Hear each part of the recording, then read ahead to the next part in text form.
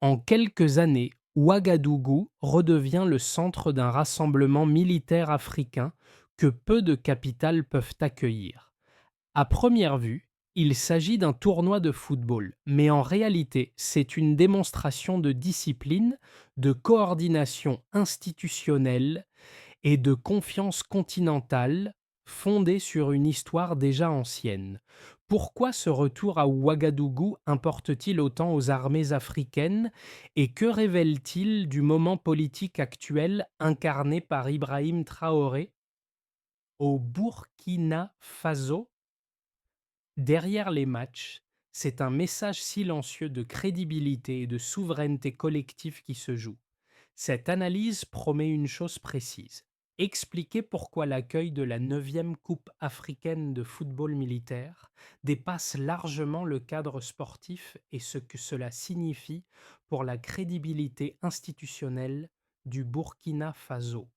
Pour le public, l'enjeu est clair: comprendre comment un événement apparemment ordinaire devient un indicateur de confiance, de discipline et de reconnaissance entre forces armées africaines en moins de 10 minutes de lecture utile.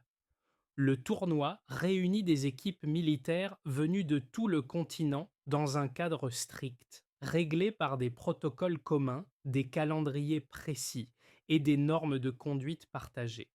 Ce choix n'est jamais automatique. Il repose sur l'évaluation de la capacité d'un pays à coordonner défense, logistique, sécurité et services médicaux sans incident.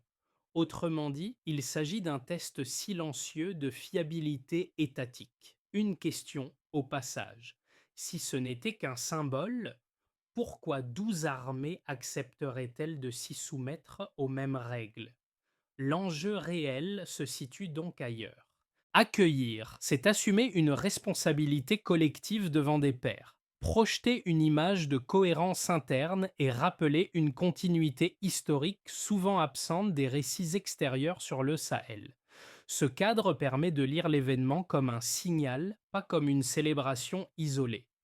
12 équipes militaires africaines sont attendues à Ouagadougou pour une compétition régie par des règles communes, des calendriers stricts et une discipline partagée. Ce chiffre, à lui seul, suffit à rappeler que l'événement relève moins du spectacle que d'un mécanisme de confiance opérationnelle entre forces armées du continent. Dans ce cadre, le choix du Burkina Faso comme hôte n'est pas symbolique mais fonctionnel. La Coupe africaine de football militaire est organisée sous l'égide des structures africaines du sport militaire, qui évaluent chaque pays candidat selon des critères précis. Il s'agit notamment de la capacité à garantir l'ordre, la ponctualité, la sécurité des délégations et la coordination entre institutions militaires et civiles. Ces exigences dépassent largement la mise à disposition de stades. Elles impliquent des chaînes logistiques fiables, des services médicaux opérationnels et une gestion rigoureuse des protocoles. Historiquement, Ouagadougou occupe une place particulière dans ce dispositif. La ville avait accueilli la toute première édition de cette compétition il y a plusieurs décennies. Le retour de la neuvième édition au même endroit n'est donc pas un hasard, mais un rappel d'une continuité rarement mise en avant. Il signale que le Burkina Faso est perçu, au sein des cercles militaires africains, comme un point de référence familier et crédible. Ce regard interne contraste souvent avec les récits extérieurs centrés sur l'instabilité régionale. Dans les cadres de coopération militaire africaine, le pays est décrit autrement, comme une armée structurée, disciplinée et engagée dans la défense de la souveraineté nationale. Cette perception explique pourquoi la décision a été annoncée après des consultations approfondies entre autorités militaires africaines. Sous la présidence d'Ibrahim Traoré, cette lecture institutionnelle prend une dimension supplémentaire. L'événement s'inscrit dans une vision où la discipline, l'ordre et la responsabilité collective sont mis en avant comme des piliers de l'action militaire. La coupe devient alors un révélateur discret d'un positionnement plus large, fondé sur la confiance entre partenaires africains plutôt que sur la validation extérieure. Pour comprendre l'effet réel de cet événement, il faut quitter le niveau institutionnel et observer ce qui se passe à hauteur d'hommes et de structures concrètes. Dès l'annonce officielle, plusieurs chaînes militaires et logistiques ont été mobilisées, révélant un impact immédiat bien avant le premier coup d'envoi. Des unités de coordination, des services médicaux et des responsables de protocole ont été activés simultanément, signe d'une organisation déjà préparée à ce type de responsabilité. Un premier cas éclairant est celui des équipes locales chargées de l'accueil. Leur rôle ne se limite pas à l'hébergement ou au transport. Elles doivent garantir le respect strict des horaires, la sécurité des délégations et la conformité aux règles communes. Chaque retard ou manquement serait immédiatement visible par les partenaires africains, transformant l'événement en test collectif de discipline. Un second cas concerne les militaires participants eux-mêmes. Sur le terrain, les grades s'effacent temporairement, mais les règles demeurent. Officiers et soldats partagent les mêmes exigences physiques, la même fatigue et la même obligation de coordination. Cette expérience commune renforce des réflexes essentiels. Suivre une stratégie collective, respecter l'autorité arbitrale et accepter les décisions sans contestation. Ces effets précoces ont une portée qui dépasse le sport. Ils contribuent à renforcer la cohésion interne des forces armées et à projeter une image de fiabilité vers l'extérieur. Dans un contexte sahélien souvent résumé par des récits de crise, ces microdynamiques offrent un contrepoint discret mais tangible. Autrement dit, l'événement agit comme un révélateur de discipline avant même de devenir une compétition. Avant la décision officielle, le Burkina Faso apparaissait surtout dans les échanges sécuritaires régionaux comme un pays confronté à des tensions persistantes et à des défis de stabilité. Après l'annonce, le cadre change subtilement. L'accueil de la 9e Coupe africaine de football militaire agit comme un déclencheur, non pas spectaculaire, mais structurant, qui replace Ouagadougou dans un circuit continental de coopération militaire active. La première phase est celle de l'activation. Les consultations entre autorités militaires africaines aboutissent à une annonce relayée par les canaux officiels de l'armée. Ce moment marque le passage d'une intention à une responsabilité assumée. À partir de là, plusieurs niveaux sont engagés simultanément. Planification sécuritaire, logistique interarmée, coordination médicale et gestion des protocoles. Rien n'est laissé à l'improvisation, car chaque étape est observée par des partenaires habitués à évaluer la rigueur plus que le discours. Vient ensuite la montée en intensité. À mesure que les préparatifs avancent, l'événement cesse d'être perçu comme un simple tournoi. Il devient un point de convergence où se rencontrent discipline sportive et exigence militaire. Les infrastructures sont mises à l'épreuve non pour leur modernité, mais pour leur capacité à fonctionner selon des règles strictes et des calendriers précis. Cette phase est cruciale car elle conditionne la crédibilité de l'ensemble du dispositif. Le point culminant n'est pas un match particulier, mais le rassemblement lui-même. 12 équipes militaires africaines acceptent de se réunir sous un cadre commun, de respecter les mêmes normes et de se soumettre à une autorité organisationnelle partagée. Ce consentement collectif constitue le véritable cœur de l'événement. Il traduit une confiance mutuelle rarement visible dans d'autres arènes régionales. Les résonances apparaissent ensuite, parfois discrètement. Pour les forces armées burkinabées, l'organisation renforce les réflexes internes de coordination et de discipline. Pour les partenaires africains, elle confirme que le pays reste un acteur fiable au sein de la coopération continentale. Dans ce contexte, la figure d'Ibrahim Traoré s'inscrit en arrière-plan comme celle d'un leadership cherchant à aligner vision politique et pratique institutionnelle sans déclaration excessive. Avant, le Burkina Faso était souvent décrit à travers des prismes externes et fragmentés. Après, il se présente par l'action en assumant une responsabilité collective visible. Cette transition du récit subi à la démonstration concrète constitue l'un des effets les plus durables de la séquence. Au point de départ, un tournoi militaire africain n'implique jamais seulement des matchs.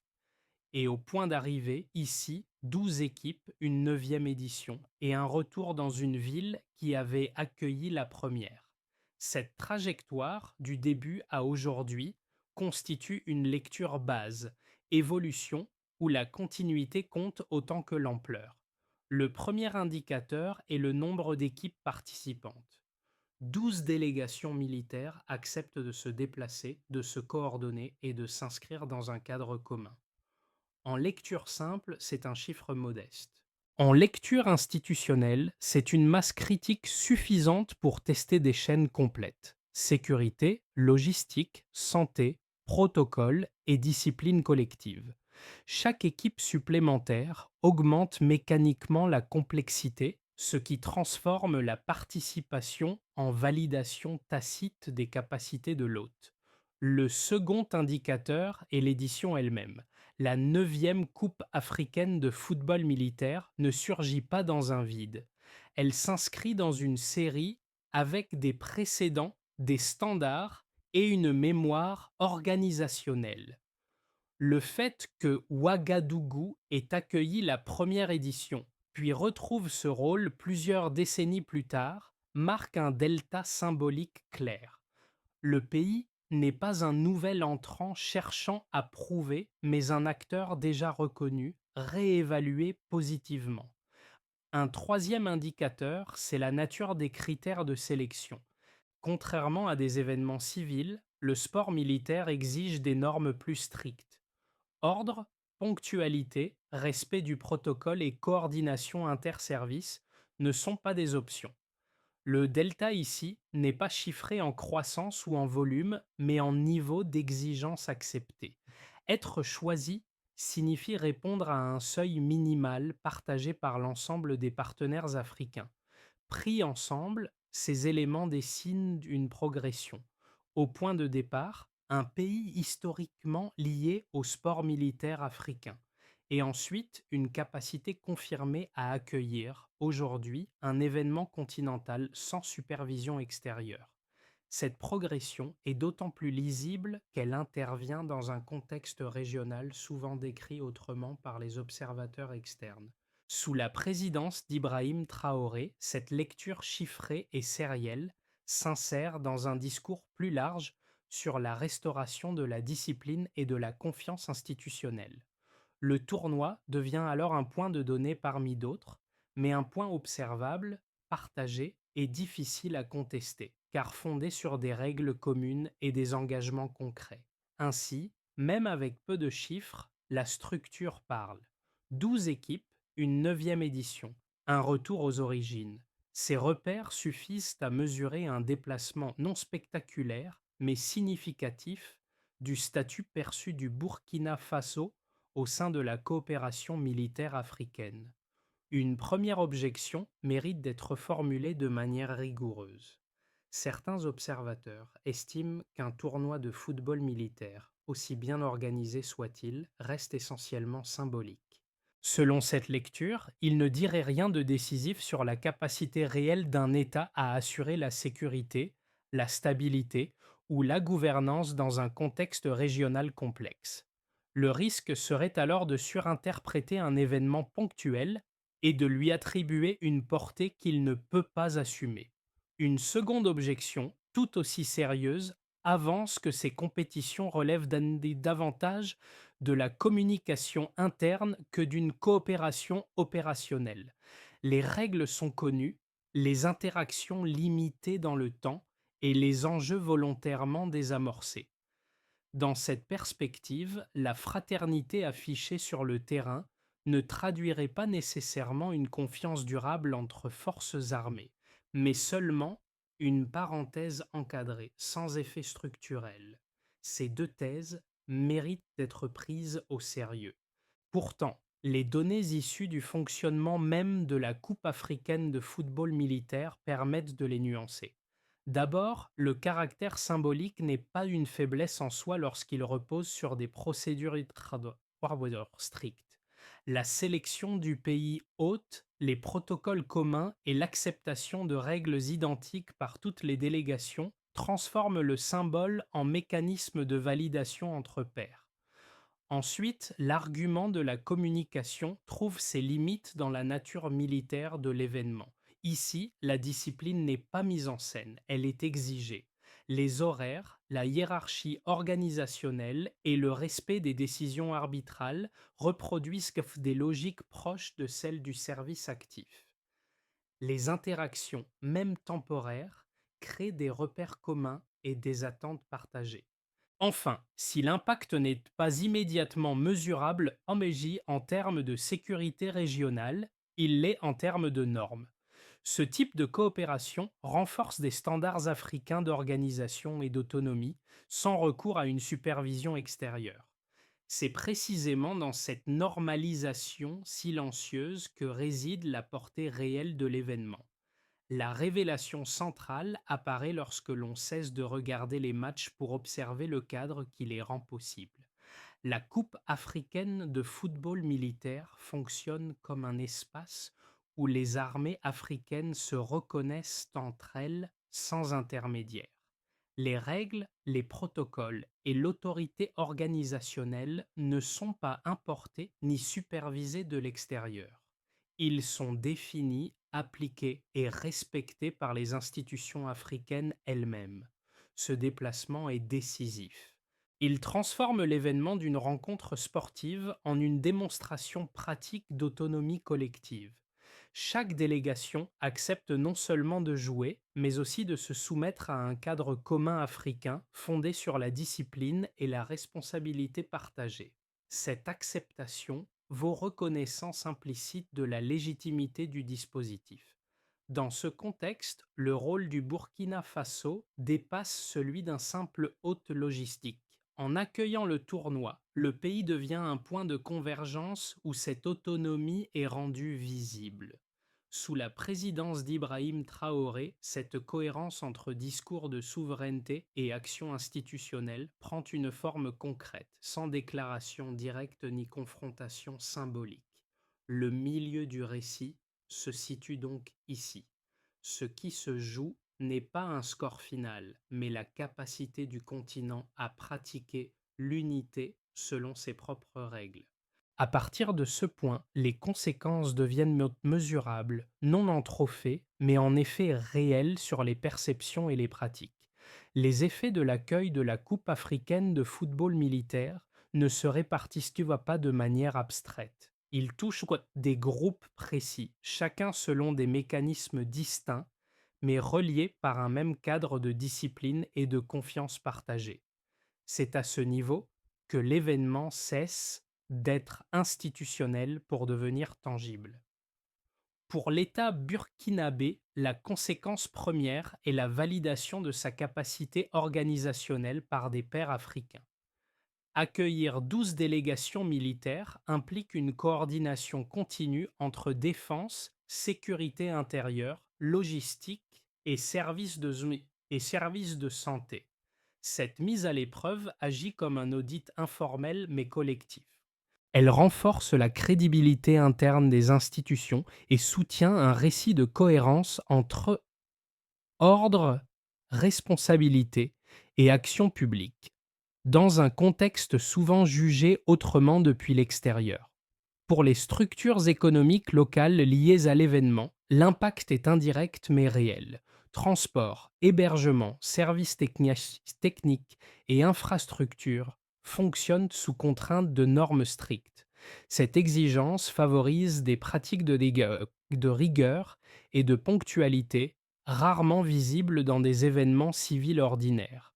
L'enjeu n'est pas le volume économique, mais la démonstration de fiabilité opérationnelle dans un cadre international contrôlé. Pour les citoyens, l'effet est plus symbolique mais non négligeable. Voir le pays accueillir des armées africaines dans un esprit de fraternité et de respect mutuel contribue à reconfigurer l'image des forces armées nationales. Elles apparaissent non seulement comme des acteurs de sécurité, mais aussi comme des représentants d'ordre, de discipline et de dignité collective. Cette perception, même discrète, participe à la restauration de la confiance institutionnelle. Au niveau régional, la conséquence est plus large. La compétition agit comme un mécanisme de cohésion entre forces armées africaines. Les interactions sur le terrain et hors du terrain créent des références communes, des attentes partagées et un langage opérationnel implicite. Dans ce cadre, le Burkina Faso devient un point nodal de cette coopération, reconnu pour sa capacité à accueillir et à structurer. Sous la présidence d'Ibrahim Traoré, ces effets convergent. Le tournoi s'inscrit dans une trajectoire où la souveraineté n'est pas proclamée mais pratiquée. Les conséquences ne sont ni spectaculaires ni immédiates, mais elles s'accumulent. Elles modifient la manière dont les institutions, les partenaires africains et les populations perçoivent le rôle du pays dans l'espace continental. C'est ici que se referme la promesse ouverte au milieu du récit. L'autonomie africaine, lorsqu'elle est exercée dans un cadre ordonné, produit des effets concrets, différenciés et durables, bien au-delà d'un simple événement sportif. À court et moyen terme, l'accueil de la Coupe africaine de football militaire ouvre plusieurs trajectoires possibles, selon la manière dont l'événement est intégré dans la dynamique institutionnelle du pays et de ses partenaires africains. Trois scénarios permettent d'en saisir les implications sans projeter de certitude. Le scénario de base repose sur la continuité. Dans cette hypothèse, le tournoi remplit sa fonction première, renforcer la confiance entre forces armées africaines et confirmer la capacité organisationnelle du Burkina Faso. Les effets restent principalement institutionnels, consolidant des normes de coopération déjà existantes. Le pays demeure un hôte crédible sans que cela n'entraîne de transformation majeure, mais avec un gain net de stabilité perceptive au sein des cercles militaires régionaux. Le scénario optimiste suppose une capitalisation active. Ici, l'expérience acquise sert de levier pour renforcer d'autres cadres de coopération africaine, au-delà du sport. Les réseaux créés ou réactivés à Ouagadougou facilitent des échanges plus réguliers, des formations conjointes et une coordination accrue. Dans ce cas, le tournoi devient un précédent cité comme référence organisationnelle. Sous la présidence d'Ibrahim Traoré, cette trajectoire renforcerait l'image d'un leadership alignant discours de souveraineté et pratiques concrètes, sans rupture ni surenchère. Le scénario le plus défavorable n'est pas celui de l'échec visible, mais de la dilution. L'événement se déroule correctement, mais sans être intégré dans une stratégie plus large. Les enseignements restent internes, les réseaux se dissipent et l'impact se limite à un souvenir institutionnel. Le risque n'est pas la perte de crédibilité, mais l'absence de rendement stratégique à moyen terme. Une recommandation de lecture s'impose alors. Plutôt que de juger l'événement à l'aune de résultats immédiats, il convient d'observer la manière dont il est réinvesti. Si les normes, les relations et les pratiques issues du tournoi sont prolongées, l'impact s'inscrit dans la durée. Sinon, il demeure ponctuel.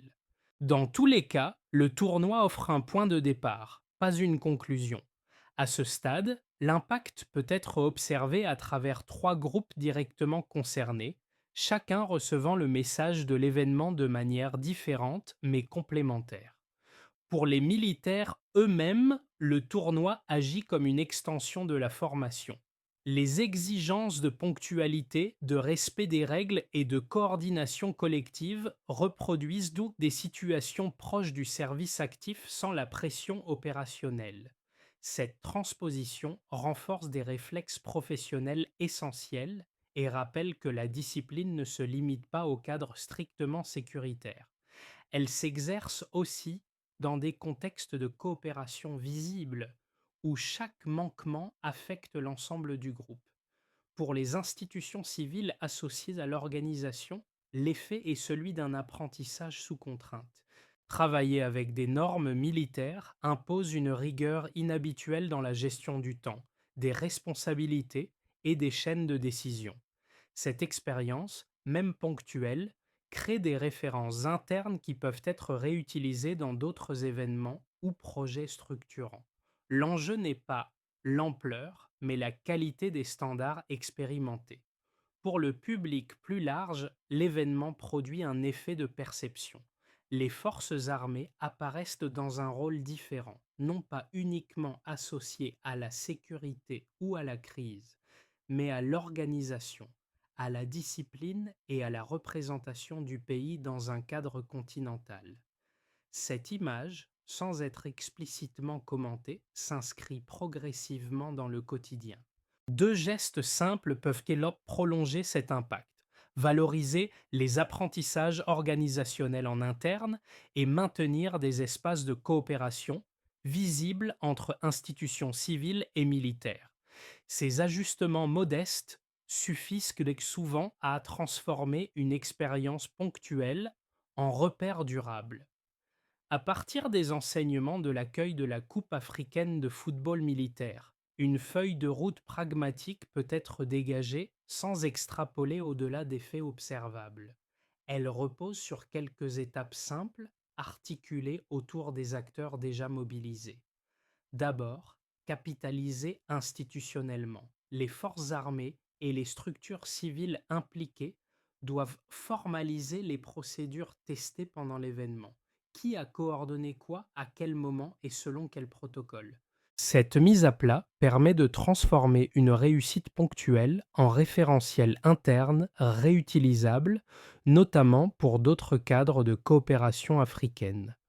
Ensuite, entretenir les réseaux créés. Les délégations militaires présentes à Ouagadougou ont partagé des normes et des pratiques communes.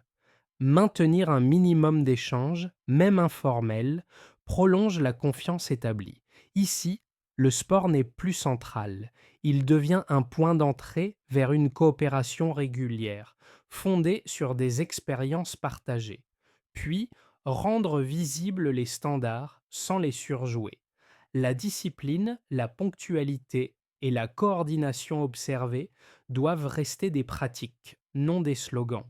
C'est cette discrétion qui renforce la crédibilité, en particulier dans un environnement régional sensible aux écarts entre discours et action. Enfin, aligner leadership et méthode. Sous la présidence d'Ibrahim Traoré, la cohérence entre vision de souveraineté et pratique institutionnelle constitue un levier clé.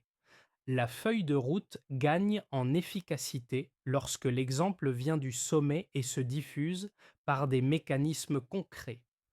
Mesurer le succès ne passe pas par des indicateurs spectaculaires. Il se lie dans la répétition, capacité à accueillir, à coordonner et à coopérer encore et encore selon des règles partagées.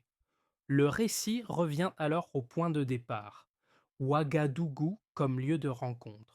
Non pas une capitale mise en scène, mais un espace de travail où la discipline, la coordination et la responsabilité collective prennent forme concrète. Le motif observé plus tôt, celui des équipes qui arrivent, s'installent, respectent des règles communes et repartent sans incident, résume l'essentiel de l'événement.